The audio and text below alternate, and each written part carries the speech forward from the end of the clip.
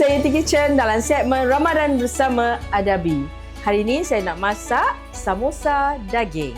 So bahan-bahannya, kita panaskan minyak terlebih dahulu. Untuk samosa daging ni saya pakai serbuk kurma daripada Adabi. Kita masukkan bawang putih yang kita telah cincang, bawang merah, masukkan daging, pisah.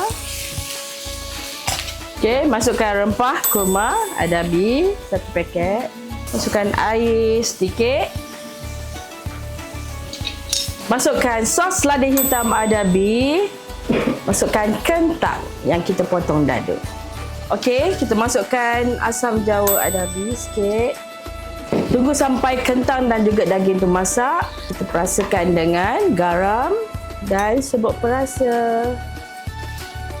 Okey, kita punya inti pun dah nak siap dah. Kita masukkan daun sup. Okey, so lepas ni kita boleh balutkan dengan kulit popiah. Okey, sekarang saya nak tunjukkan macam mana kita nak balut samosa. So kita potong 3. Jadi macam ni, 1, 2, 3. Saya ambil 2 keping kulit samosa, gulung macam ni. Kalau boleh zoom lah. Macam tu. So masukkan inti. So kita gulung kat sini, tarik sini, buat bentuk zuski, kita glue dia kat sini.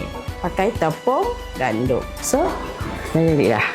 Kita buat banyak-banyak, lepas tu kita goreng. So kita dah balut dah samosa ni, nampak ni. So sekarang kita nak goreng. So api kena medium, jangan panas sangat sebab nanti dia akan cepat hangus.